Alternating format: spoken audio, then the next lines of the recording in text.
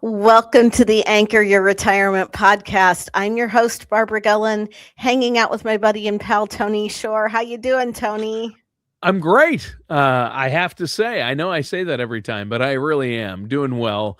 I've had a really busy week, but Yes. things are starting to settle in here in the new year and, trying to keep track of all my resolutions. They say that, what is it? Is it 3 weeks or 3 months? I've heard even 3 weeks in people give up A resolutions. lot of people do. A Yeah. lot of people do. So those gym memberships, those gyms are packed. If you go to the gym, They are. the month of January, they are packed.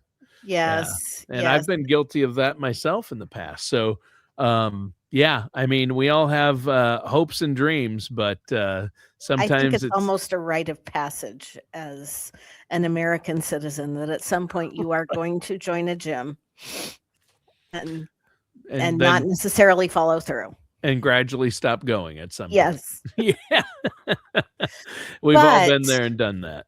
We haven't talked about a federal employee specific topic in a while. And I Yeah, it's thought been a that we few could weeks. do What's that wrong, today. Barb? What's Well, we have been swamped with helping a lot of federal employees that chose to retire. Yeah, And we've been working on getting our office up and running up in Leavenworth. sure. So, even though we haven't talked about it on the podcast, it has definitely been front and center in the office and in our practice. But there is a big change coming to the thrift savings plan at the end of January that I wanted to talk to everybody about today. Really? What is it? Well, starting at the end of January, you will be able to take your traditional thrift savings plan balance and convert it. That's the pre tax money that you've set aside, and you will be able to convert it to a Roth thrift savings plan. This is the first time they have allowed that conversion within the plan, but there are a lot of rules and a lot of things that you have to pay attention to if you're going to do this. So this sounds like a good thing. I mean, anytime you have more options with what to do with your money inside a plan, Mhm. it sounds good on the surface. When I first heard this, I'm like, yeah, this sounds great. Good for people with TSPs. And you said, hold up. Yeah. To every good thing, there is a catch. And there Sure. are a lot of particulars about this that I want federal employees to understand before they go headlong into this Yeah. and perhaps create a problem for themselves. Hmm. Yeah, and knowing anytime the government does something or there's an IRS designation or changes Mhm. in the rules like this, Yes. you can always get deep in the weeds, and there's always some things people don't quite understand or know about it. So Right. I'm glad we're going to talk about this today so you can clarify for our listeners out there who may have the opportunity to have a TSP, if they Mhm. are a government employee and they have a TSP.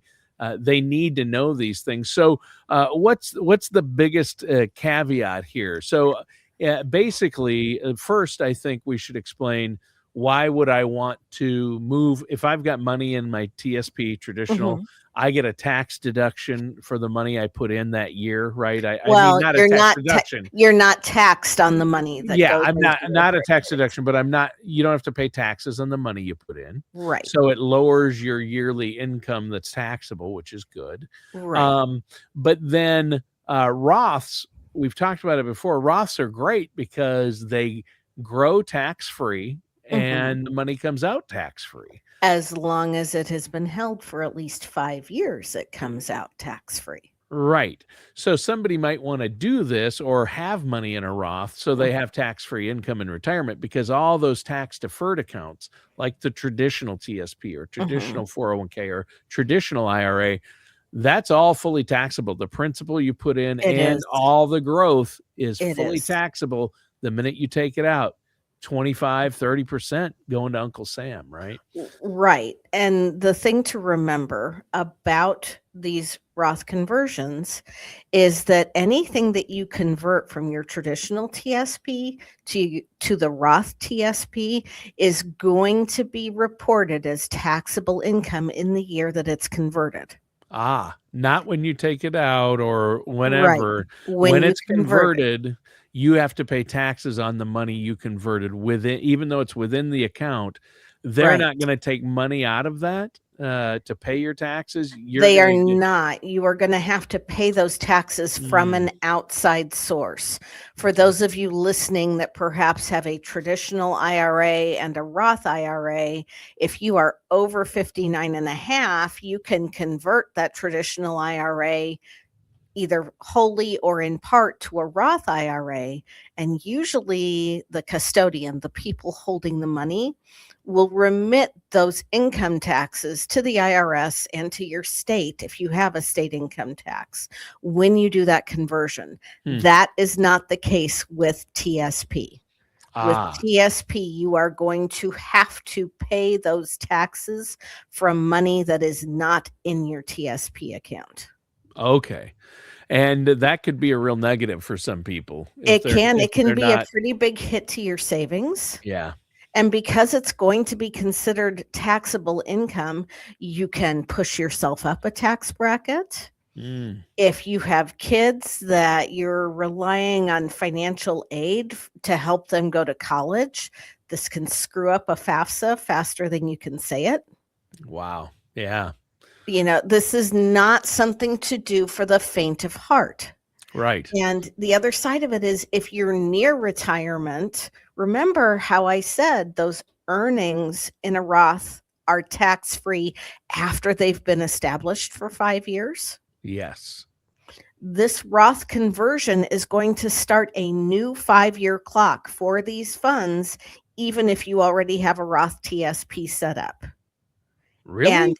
really, Oh, and because usually I thought once you have a Roth set up no, and you've had it 5 years, it doesn't matter if you. these converted funds are going to start a 5-year clock for those funds. Mhm. And that 5-year clock is going to start for every conversion. So, Oh, so even though you can convert, you can do up to 26 conversions a year, almost like you get 26 paychecks a year. But every time you convert, it's going to start a new 5-year clock for that bucket of money. yeah, regular Roths don't work that way, though, outside of a No, TSP. Like, if I right. came to you, Barb, and said, "I wanna move X, I'm over 59 and a half, I wanna move $20,000 from my 401k into a Roth IRA and pay Mhm. taxes on that." Um, uh, if I that would start a 5-year clock, and then if the next year I wanted to do that same thing again, a 5-year period, the 5-year wouldn't start again That's correct. because 'cause I'd already opened a Roth, so it didn't matter. Right, It didn't right. matter.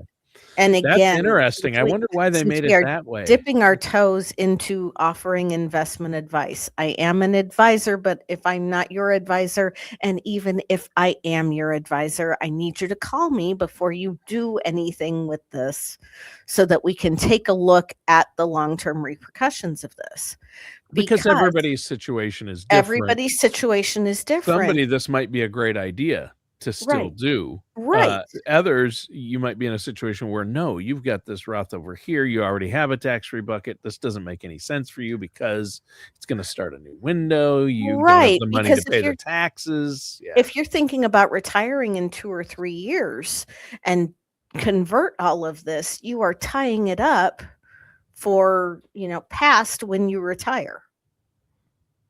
hmm, If you do all of this, if you're within 2 to 3 years, you could very well lock it up where you can't access it without having to pay a penalty, which defeats the purpose of converting a lot of this to Roth money. sure. That makes sense. So, Yeah, so you wanna make sure you consult with a trusted financial services professional, especially somebody who has experience with TSPs and right. government benefits, You right? want somebody who understands how your federal benefits work, Yeah, not just somebody who is hunting after your TSP balance right. to get it invested. So again, do I think this is good that the Thrift Savings Board is offering this? Absolutely. But you need to approach it with wisdom especially since if you are still working and contributing to TSP, they are going to make sure that you have at least $500 in traditional TSP in each of the funds that you're invested in TSP. So you can't just go in and convert everything. If you are actively working and contributing to TSP, they're going to make you put at least $500 in each fund that you're in and leave that in the traditional TSP. And it's also important to note that any monies you have invested in the mutual fund window through the thrift savings plan are not eligible for this Roth conversion. Man, there's so many different caveats and rules. There's like They 6 have pages of stuff. they complicate. They just overcomplicate everything. They can't make anything simple. And boy, if I was a government employee, I would not want to navigate this without someone like yourself working It's with me. complicated because, even if you have separated from service and you still have traditional TSP monies that you want to convert to Roth, you can do that. If you are a surviving spouse, you can convert from traditional to Roth. If you are a non-spousal beneficiary of a TSP account, you cannot convert to Roth. Wow. Just because. And I understand the rationale behind some of the rules, but this is why going at this alone is not for the faint of heart. Right. Crazy. Yeah. I mean, even when that's somehow justified, a lot of them don't make sense to me. A lot of the rules. I always wonder that. I mean, Well, the if whole the thing. IRS made sense, we wouldn't need accountants, Tony. That's true. Well, we wouldn't need a lot of people. I mean, you'd be a lot less busy. I would be a lot less busy if the Yeah, IRS if made it sense. was simplified, yeah, that's crazy. I mean, the thing I don't quite get is the whole. I get okay, there's a rule with Roth IRAs. People love Roth IRAs because it allows you to grow money tax free. It comes out tax free in retirement, unlike all those other retirement accounts that are out there. But what I don't get is, okay, the IRS has a rule. Once you open an IRA or a Roth, there's a 5-year window. You have to have a Roth open for at least 5 years. But that can be just one Roth. You can open it and put whatever in there, $500 in there, and then you're good to go. You've opened it. And once that Roth has been open 5 years, it doesn't ever reset. Right. Right. So I don't get why the TSP resets every time you transfer money into the Roth. I don't either. It makes no sense. I don't either. And, we are recording this a little bit ahead. TSP may offer more guidance and clarification on their website as they get closer to that conversion date. Hopefully. Because this will go into effect on January, it's either the 26th or the 28th. I'm getting dates confused in my head. So it didn't start at the beginning of 26. This is something that starts this month later. Yeah. Right. Yeah. So it's, again, that 5-year rule is for Roth earnings. Yes. And you have to meet both criteria, meaning that they have been there at least 5 years and you are at least 59 and a half. Right. Okay. Yep. Interesting.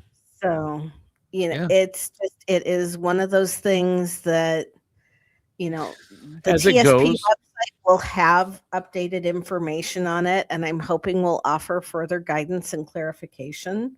But I know that there are a lot of people that are concerned with the way the government has been spending money and with the deficit that we have, that at some point tax brackets are going to have to increase.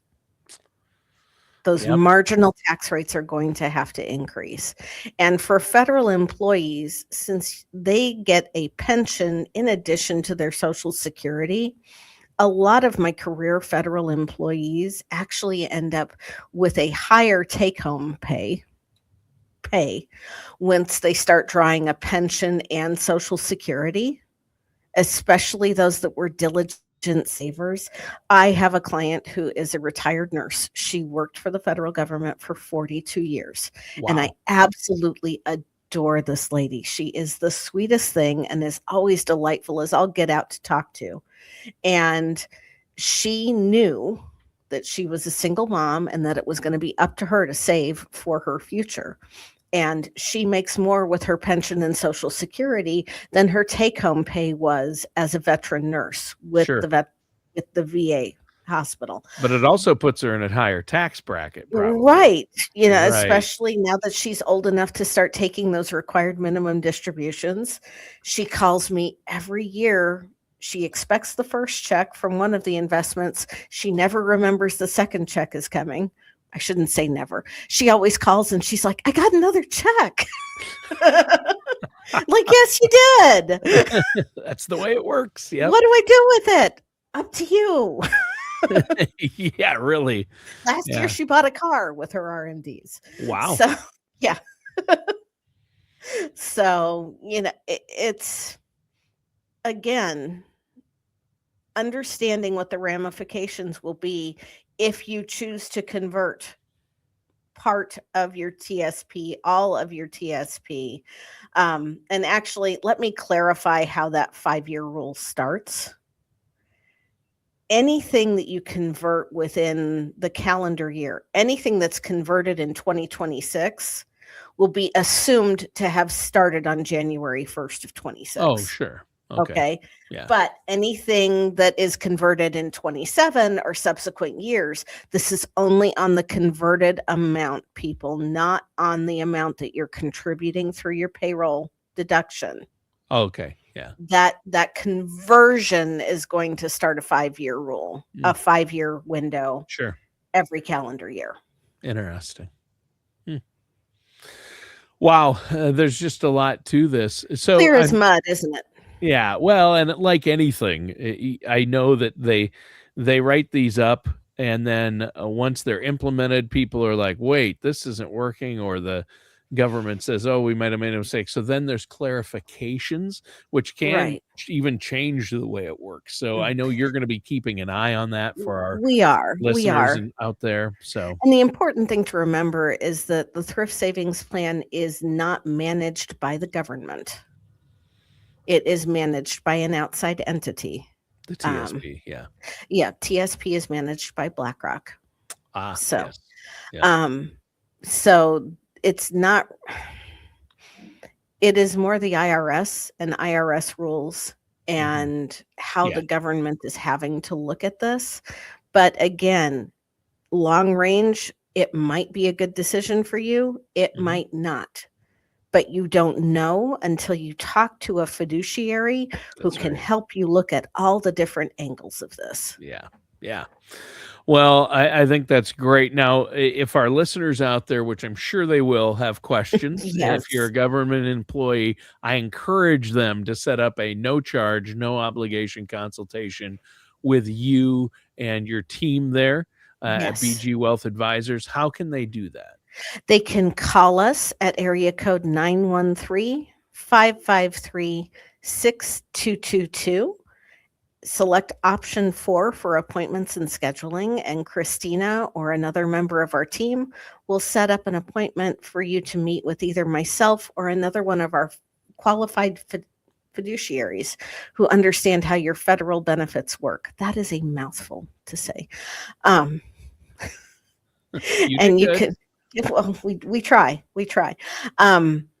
Because as this evolves and progresses, there will probably be tweaks to how they let it happen. Yeah. And having somebody on the outside looking in can help you evaluate whether this makes the most sense for you as you get closer to retirement. Yeah, super important. And there's just a lot going on here, and you need to make sure you know what your options are, because it might be very beneficial for you, but don't just go ahead and do it without direction. And that's where you come in, Barb, you and your team there. And that number is 913-553-6222. That's 913-553-6222.